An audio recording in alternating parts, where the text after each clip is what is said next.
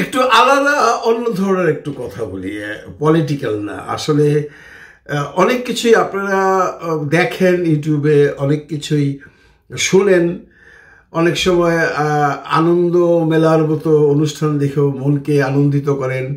রাজনৈতিক আলোচনা তো আমরা সবসময় করে থাকি এবং করছিও, কিন্তু আমি একটু রাজনীতির বাইরে একটা কথা, একটা গল্প আপনাদের সাথে শেয়ার করতে চাই। যারা দেখেননি তারা হয়তো বা পছন্দ করবেন। দেখুন, আমাদের দেশে পুলিশের দুর্নীতি নিয়ে অনেক কাহিনী আছে।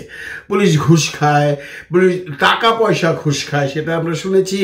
পুলিশ টাকা পয়সা না পেলে বা টাকা পয়সার পরিবর্তে কারো স্ত্রীর দিকে যদি তার লোভ হয় সেই স্ত্রীকে সে চায়, কারো মেয়ের দিকে যদি তার লোভ হয় সেই মেয়েকে সে চায়, বা কারো সম্পত্তির দিকে যদি লোভ হয় তাহলে সেই মানুষটিকে কোনোভাবে ফাঁসিয়ে ফুসিয়ে দিয়ে তার সম্পত্তিটা দখল করবার একটা লোভ হয়। পুলিশ বিভিন্নভাবে, আমাদের দেশের পুলিশ বিশেষ করে আমাদের ওই অঞ্চলকার, মানে আমাদের এশিয়ার পুলিশ, আমি ইউরোপ আমেরিকার পুলিশের কথা বলছিলাম, আমাদের এলাকার পুলিশগুলো অ্যাকচুয়ালি ঘুষ দুর্নীতিতে একদম ফুলে ফেপে উঠেছে। আমরা হাসিনার সময় দেখেছিলাম ওদের বেতন ডাবল করে দিয়েছে। আমরা তখন ভেবেছিলাম আচ্ছা ঠিক আছে, ওরা এত পরিশ্রম করে যে টাকা বেতন পায় তাতে ওদের সংসার চলে না। সরকার যখন এই বেতন বাড়িয়ে দিল তখন ভাবলাম হয়তো বা এখন ঘুষ দুর্নীতি কমবে, কিন্তু একটুও কমেনি। আর সরকারের বেতন ভাড়া বাড়িয়ে দেওয়ার ব্যাপারটা এখন আমরা ফিল করতে পারছি যে সরকার তাদেরকে আনুগত্যে নেবার জন্যই সেটা করেছিল, তাদের সুখে থাকার জন্য নয়, তাদের ভালো থাকার জন্য নয়। যদি তাই হতো তাহলে যখন তার বেতন, একজন অফিসারের বেতন 30,000 থেকে 60,000 টাকা হয়ে গেছে, তখন তার ঘুষ দুর্নীতি করা টোটালি বন্ধ করা উচিত ছিল, কিন্তু সেটা করেননি কেউ। পুলিশের এই বদলাম আছে, এটা আপনারা সবাই জানেন। তবে আমি সমস্ত পুলিশ জাতিকে নিয়ে কথা বলছিলাম, পুলিশের বেশ কিছু অসৎ অফিসারদেরকে নিয়ে কথা বলছি। যারা সৎ আছেন অনেকেই বলেন আওয়ামী লীগের কোনো সৎ মানুষ নেই, পুলিশে কোনো সৎ পুলিশ নেই। এই তথ্যে আমি বিশ্বাস করি না। এখনো পৃথিবীতে ভালো মানুষ আছেন, সেটা আওয়ামী লীগেই থাকুক আর পুলিশেই থাকুক। আমাকে অনেকেই আমার গত কন্টেন্ট পেজে বলেছেন হ্যাঁ আপনি কি করে বলেন আওয়ামী লীগে ভালো মানুষ আছে। আমি এখনো বলছি আওয়ামী লীগে ভালো মানুষও আছে বা ভালো মানুষের ছিল, ঠিক তেমনি পুলিশেও ভালো পুলিশও আছে, ভালো পুলিশ আছে এখনো এবং আগেও ছিল। এখন আমার এই গল্পটা হলো, এটা একটা অন্য ধরনের গল্প, যেটা হয়তো অনেকেই শুনেছেন। পুলিশের ঘুষ খাওয়ার বিভিন্ন অ্যাঙ্গেলগুলোর কথা বিবেচনা করতে বললাম আপনাদের। এবারে নতুন ভাবে একটা ঘুষ খাওয়ার ঘটনা আমার দৃষ্টিতে এসছে। সেটা হলো রাজশাহীর নাটোরের একজন কন্টেন্ট ক্রিয়েটার, মানে ইউটিউব বানায় সে। বন্ধুরা, আমরা যেরকম ইউটিউব বানাই, ইউটিউব বানিয়ে অনেকেই নিজের সংসার চালায়, স্ট্যাবলিশড হয়ে গেছে। এটা একটা বিরাট উদ্যোগ, মানুষকে অনেকে স্ট্যাবলিশ করেছে, অনেকের জীবন পাল্টে দিয়েছে ইউটিউব।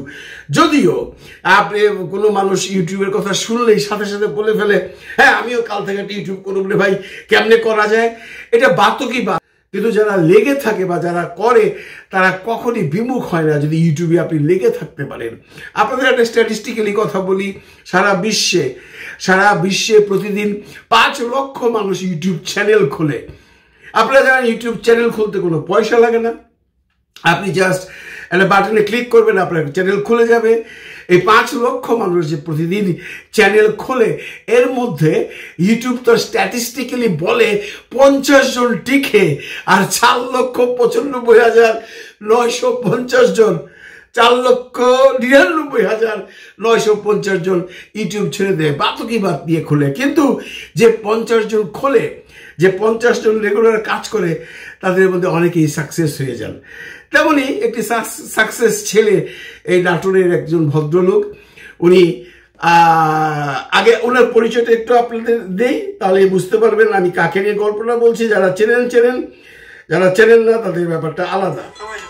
মতিউর রহমান পেশায় ইউটিউবার, তবে পরিচিত মুখ নন, কারণ ক্যামেরার সামনে নয় পেছনটাই কাজ করেন তরুণ এই যুবক। ঠিক মতো অবশ্যই আসতেছে, ভালো করে স্ক্রিপ্ট নিচ্ছে। নেক্সট ভিডিও কেমন হবে আশা করতেছো? অনেক সুন্দর হবে, আমরা সবাই খানাখানি করছি। নওগাঁ জেলার নিয়ামতপুর থানার অজপাড়া গ্রামের বাসিন্দা মতিউরের শুরুটা 2017 সালে। বেকারত্ব যখন মতিউর এবং তার পরিবারকে ঘিরে ধরেছিল, নিঃশেষ করে দিচ্ছিল আস্তে আস্তে, ঠিক তখনই কন্টেন্ট ক্রিয়েটিং বা ভিডিও বানানোর কাজকে পেশা হিসেবে বেছে নেন। আমার প্রথম ইনকাম এখন এই আমি যে ভদ্রলোককে দেখালাম, উনি একজন কন্টেন্ট ক্রিয়েটার, ছোট মানে বেশ ছোট থেকেই শুরু করেছিল এবং শেষাবধি তারপরে 2022-এর দিকে বা 23-এর দিকে ওনার কন্টেন্ট এত বড় হয়ে গেছে যে উনি প্রতি মাসে লাখো লাখো টাকা ইনকাম করেন। ওনার 6টা চ্যানেল, বেশ পরিচিত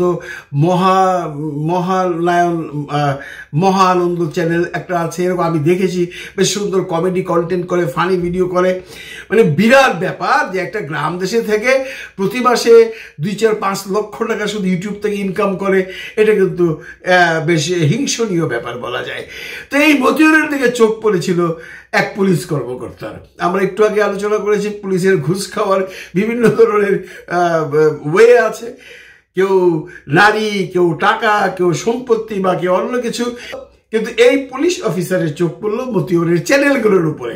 এই মতিউরকে উনি বিভিন্নভাবে হেনস্থা করা শুরু করলেন এবং তাকে বলা হলো, তোমাকে ডিজিটাল অ্যাক্টে মামলা দেব, তোমাকে পর্নোগ্রাফি অ্যাক্টে মামলা দেব, তোমাকে ফাঁসিয়ে দেব, তুমি আমার সাথে দেখা করো।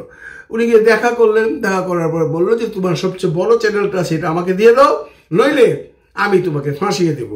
তো ওই ভদ্রলোকের তিলে তিলে তিলে তিলে গড়া তার চ্যানেলটি উনিকে দিয়ে দিবেন, যার থেকে প্রায় 8 থেকে 10 লক্ষ টাকা প্রতি মাসে ইনকাম আছে।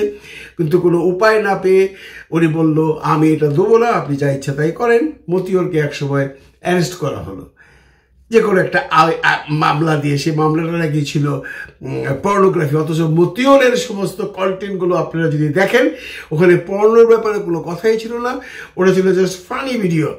মতিউরকে জেলে দেওয়া হলো, মতিউরের জীবনে নেমে আসলো অন্ধকার, চ্যানেল বন্ধ, কোনো ইনকাম নেই। কারণ মতিউর আবার এই চ্যানেল করে গ্রামের প্রায় 30-40টি পরিবার যারা এই চ্যানেলগুলোতে কাজ করতো, কারণ চ্যানেলগুলো তো আপনার এমন ছিল যে অনেক শিল্পী লাগতো তার এখানে, বহু ধরনের মানুষ অভিনয় করত, এই সবাইকে কিন্তু মতিউর চালাতো, মানে একটা স্যালারি দিত, ওরা বেশ সুখে ছিল। এই 30-40টি পরিবার একদম ধ্বংসের পথে চলে গেল যেহেতু চ্যানেলে কোনো ইনকাম নাই। বাধ্য হয়ে মতিউর তাকে একটি চ্যানেল লিখে দিল, তার সবচেয়ে বড় চ্যানেলটা।